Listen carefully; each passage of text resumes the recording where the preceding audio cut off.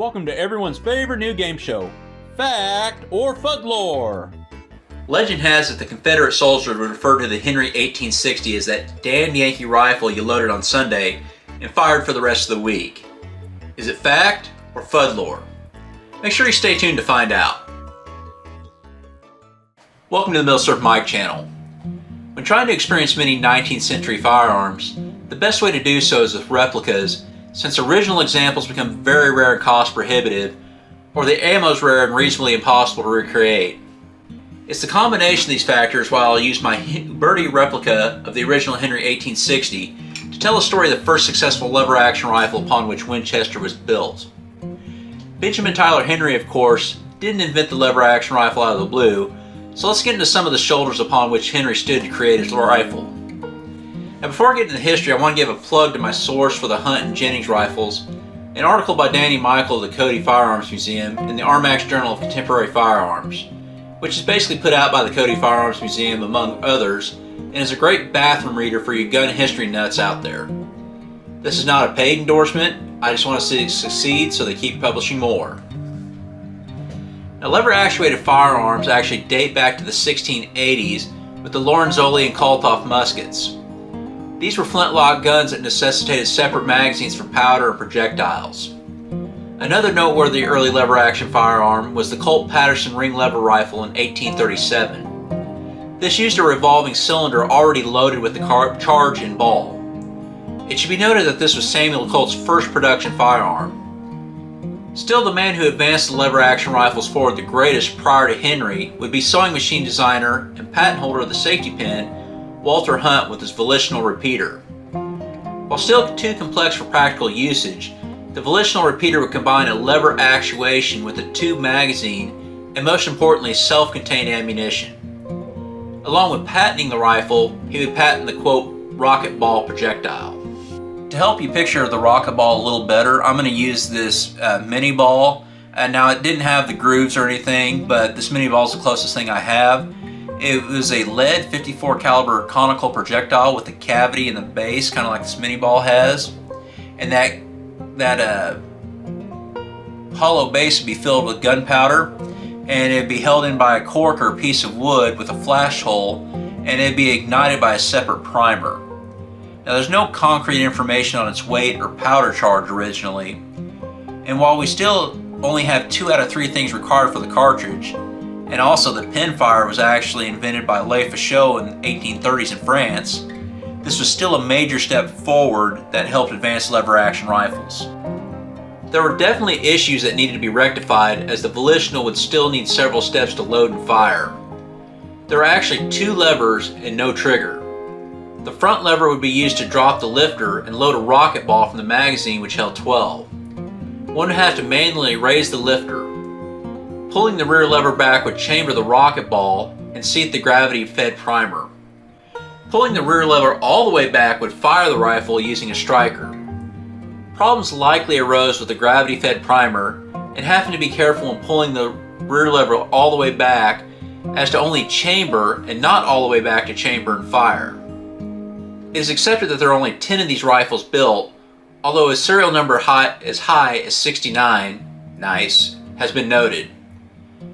Only one example exists today, and it resides in the Cody Firearms Museum in Wyoming. It would be a man by the name of George Arrowsmith who received Hunt's patent as he financially backed him. Arrowsmith would hire Louis Jennings to attempt to approve the design. He would still use the externally primed rocket ball, and externally his rifle would resemble Hunt's. The Jennings would have one lever that would basically use a sprocket between a cam-tracked trigger and bolt. It would use a hammer instead of the striker from Hunt's rifle to fire.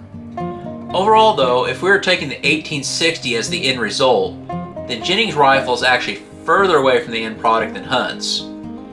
There's still enough potential in Hunt's and Jennings' designs that Arrowsmith was able to sell his patents to Cortlandt Palmer in 1850.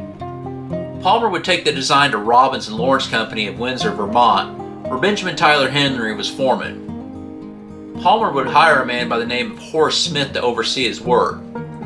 Since Palmer desired to commercialize on the patents he obtained quickly, a single-shot breechloader removing the magazine as well as a muzzle-loading version of the rifle were designed.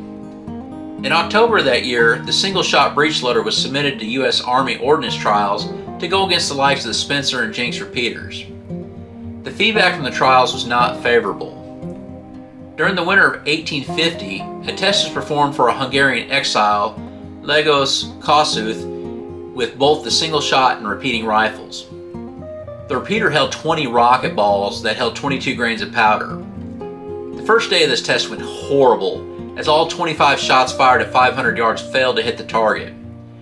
Richard S. Lawrence would later claim that the Robbins and Lawrence contingent would meet at the hotel that night to try and save face. They'd put external grooves on the rocket balls and lubricate the grooves. This would have much more success the next day. Still, there doesn't appear to have been much interest in the actions, as observed serial numbers indicate there were only 1,000 actions of all three iterations together of the Jennings produce. While these failed trials occurred, Horace Smith was also at work on the rifle and had his own patent by August 1851. He would dump the Jennings ratchet and pinion feed system and go back to the lifter similar to the Hunt rifle. Instead of two levers, a single lifter would work the lifter and bolt, and the ring lever also acted as the trigger. Kept from the Jennings would be the hammer as opposed to the striker from the Hunt rifle. Smith would improve the primer feeding over the simple gravity-fed system of the Hunt rifle. Somewhere in this time period, Smith would meet Daniel B. Wesson, who along with his brother owned a gun-making business in Massachusetts. Smith and Wesson would form a partnership and continue refining the design. They improved the mechanism to where operation was made by one fluid movement. A toggle lock was connected to a vertically slided cartridge carrier and was fed via a tube magazine with a spring. The breech block slid horizontally within the receiver and was connected to an under lever via the toggle lock. When you pulled the lever, the breech block would slide rearward, placing the hammer in full cock, and replacing the lever would have the bolt push the cartridge forward, and closing the lever would ready the next round from the tube. This rifle, released in 1852, is mechanically and aesthetically similar to the later Henry rifle. Initially, the design called for a primitive cartridge with a copper case developed by Wesson, but when this didn't work out, they resorted back to the rocket ball concept, which was showing some promise in the Flaubert pattern pistols, which seemed to be Smith & Wesson's true passion during this period. When paired with the carbine, they were woefully underpowered. In this time period, Smith & Wesson would miniaturize the lever-action concept into a pistol and formed the Volcanic Repeating Arms Company in 1855. They would also patent the original 22 rimfire metallic cartridge, where the primer would be contained in the rim. Sales of the Volcanic carbine and pistols weren't enough to overcome fastly accumulating debts, but they did show promise to attract a major investment from the New Haven community. Early gun makers, lacking capital and/or marketing know-how, sent many of them into failure. Oliver Fisher Winchester was not a gun designer and lacked a passion for original invention, but he was a good businessman who had his hands in several different areas. Born in 1810, his father died during his infancy, leaving his mother to care for 11 children and growing up in abject poverty. His drive and desire to escape poverty led him to initially becoming an architect and a church builder. The potential for wealth was lacking in this field, and somewhere along the way he discovered that he was a good salesman. He also decided that he didn't like working for others. He would observe what artisans and craftsmen would create, purchase the patents to their unfinished designs, and forge alliances with artisans who would improve these designs. In 1848, Winchester would enter into home furnishings and apparel, becoming wildly successful in selling men's shirts. He would relocate his business to New Haven, Connecticut. Around this time, he would invest in Daniel Wheeler's sewing machine, which is possibly where he first came into contact with Walter Hunt. Winchester would start to take an interest in firearms, as he considered them an essential tool in the American existence, and would keep up observing until the right invention or concept came along for him to invest in. Almost all gunsmiths, with the exception of Samuel Colt, lacked Winchester's leadership, business sense, and salesmanship. He would observe Eli Whitney's concept of interchangeable parts and production practices, which he wanted to incorporate into his business model. Winchester would become a master of bringing in disgruntled talent, failed collaborations, and unfinished inventions, and bring them into his corporate and well-funded business model. He would also become a pillar of the New Haven's community during this time. As Smith & Wesson needed new investment in the volcanic repeating arms company, Winchester would oblige and begin to take a minor role in the company. As sales of the arms lagged and President Nelson Gaston died, he would force Smith & Wesson into insolvency and pick up the company along with John B. Davies for an auction price of $40,000 in 1857.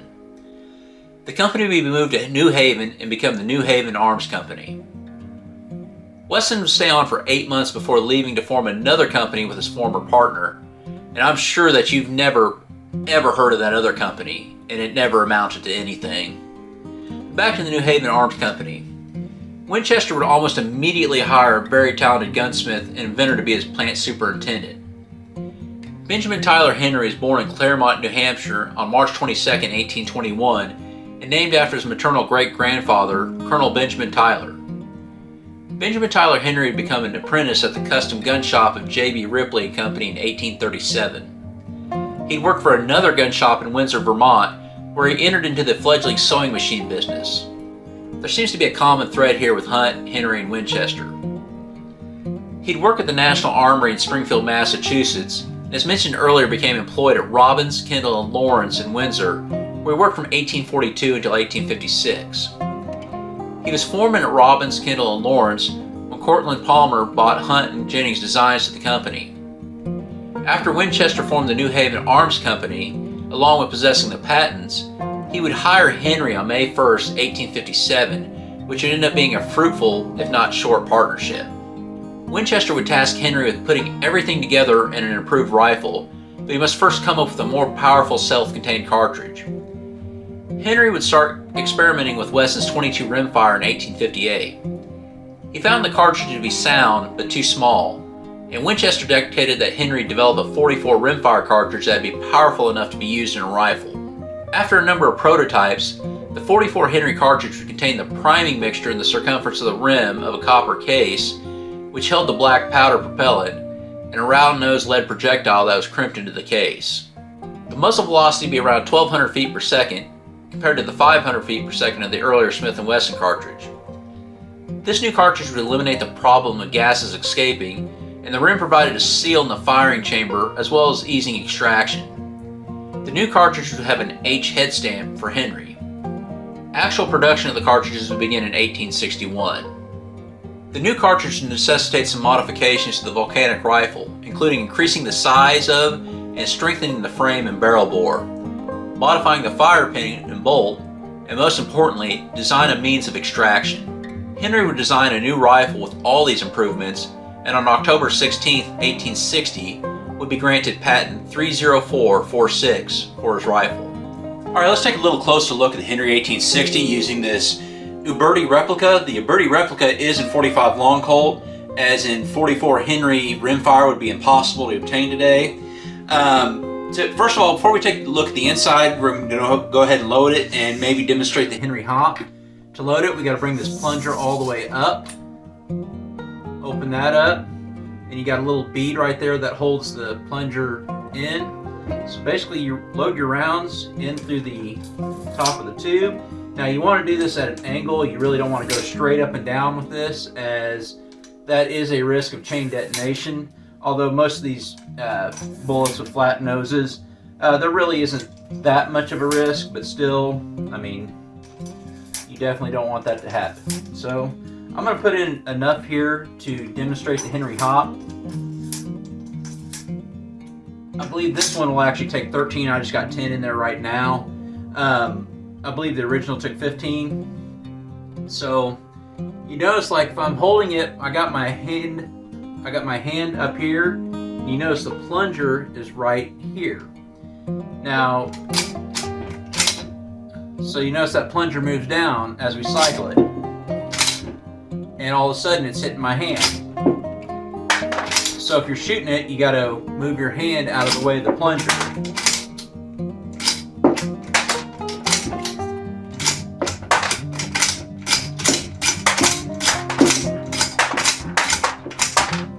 And there's a quick demonstration of the Henry hop. So let's take a look at the inside. Alright, I went ahead and took this down off camera. If you want to see a video on takedown for cleaning, cleanup, and reassembly, There's a channel by the name of Duelist 1954. He does a great video on takedown, and then he does a second video on cleaning and reassembly. I'm going to leave a link to both those videos in the description below if you're looking for that. But I just wanted to demonstrate how the toggle lock action works and how everything works with one lever.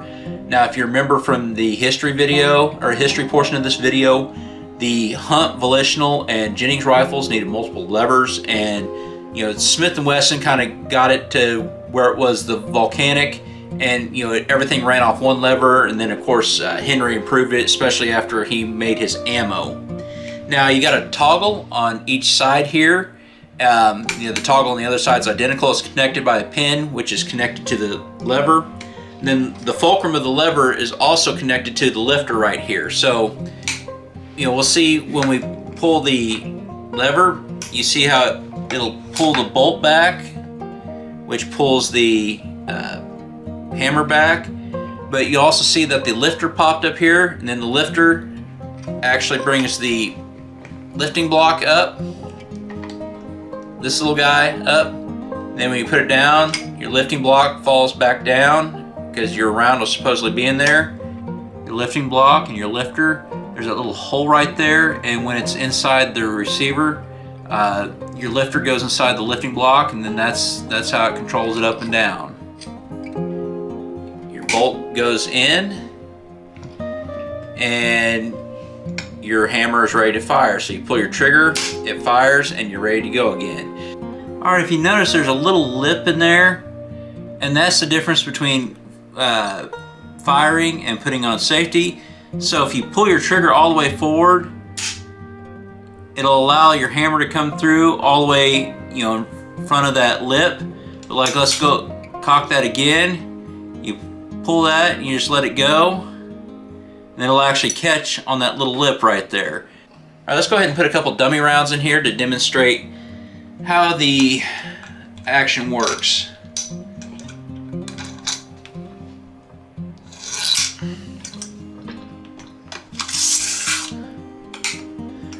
Alright, so I'm going to go ahead and try to face.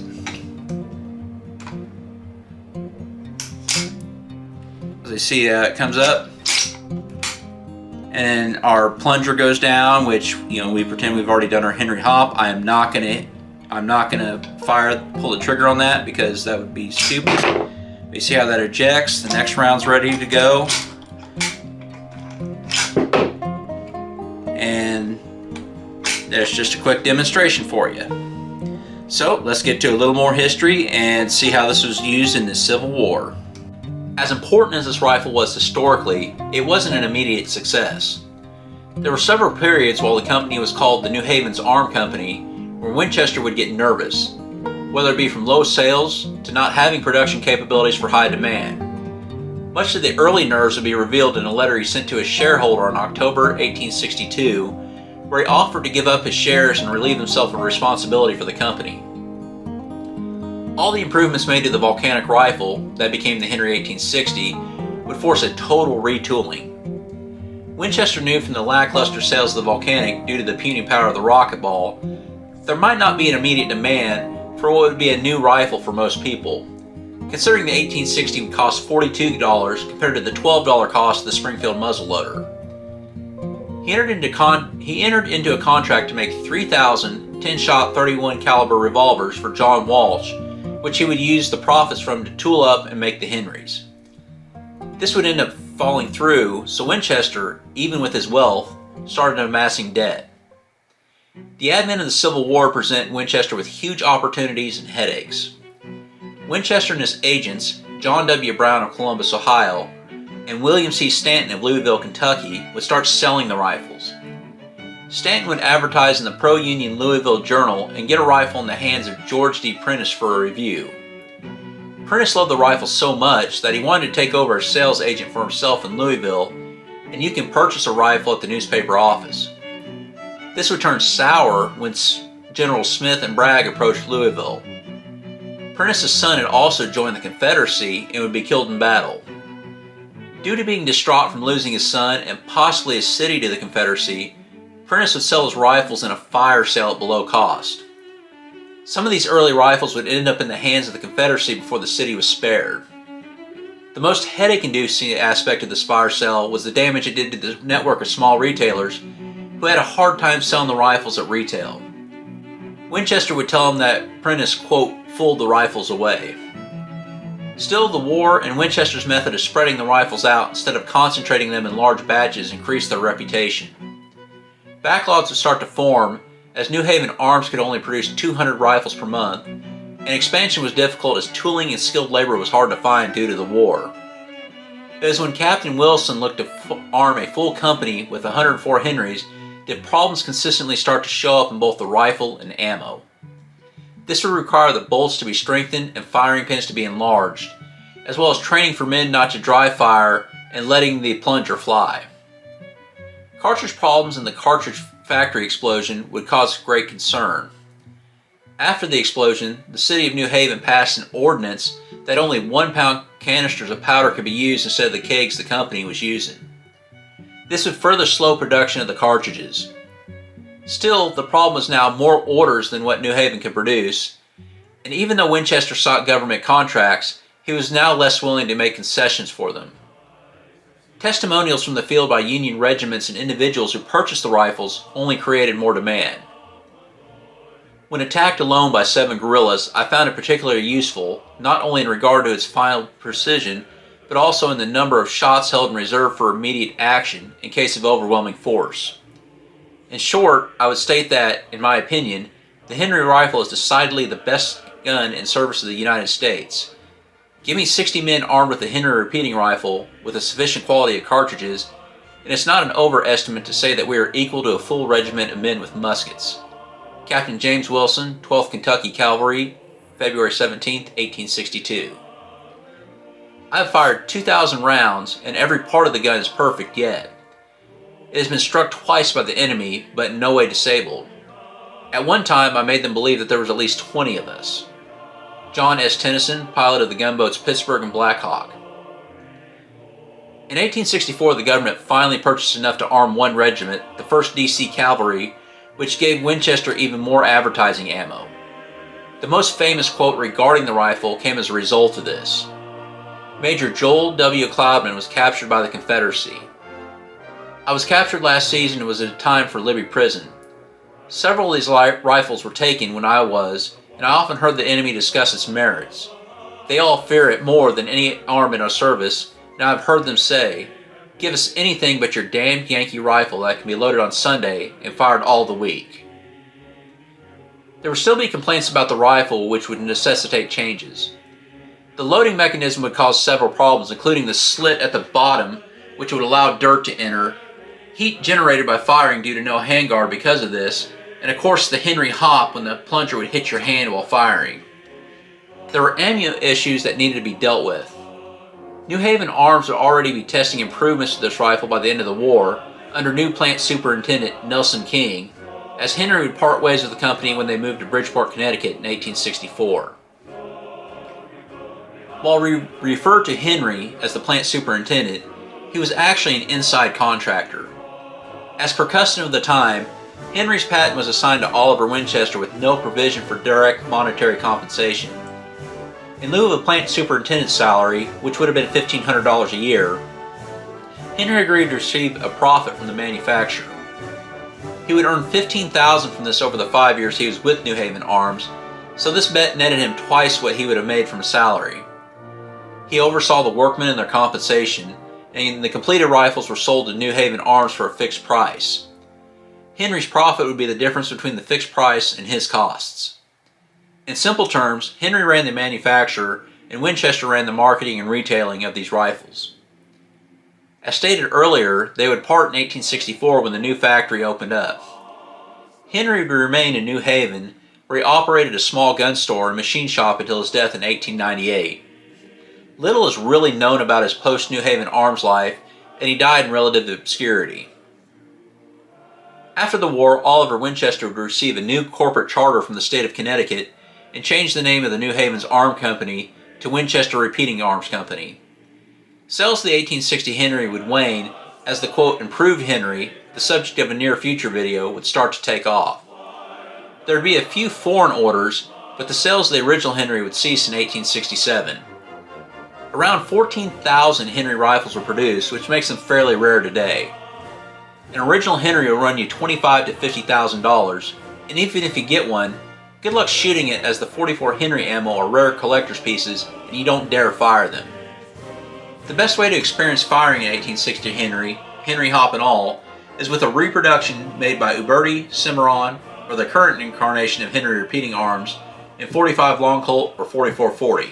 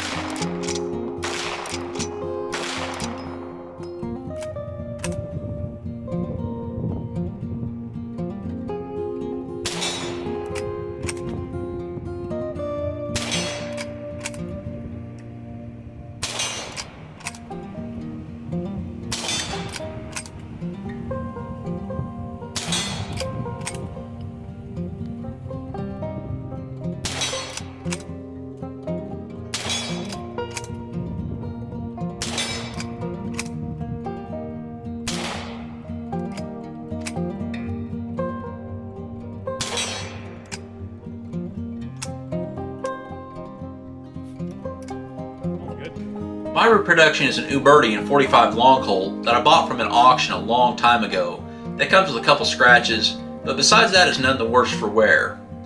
Since cartridges are a bit longer than the original 44 Henry, this only has a 13 round capacity.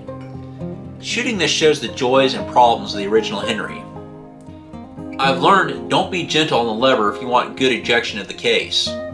Also, I've found that it does get fairly hot after 3 to 4 quick dumps of the tube magazine. Are modern smokeless centerfire rounds representative of the black powder rimfire rounds when it comes to this? I cannot say. Of course, you get to experience the Henry hop, as you have to move your support hand when the plunger crosses its path. Still, this is a very accurate rifle with very little recoil, and you can see that as long as a Civil War soldier with one, assuming he had non-malfunctioning ammunition, was at a huge advantage over one with a muzzle-loading rifle. Have I missed anything? What would you like to see next? Let me know in the comments. If you want to learn more about Winchester Story, click over here. Please join the GOA and get $5 off your membership with my link below. Thank you for watching, and as always, have a great day.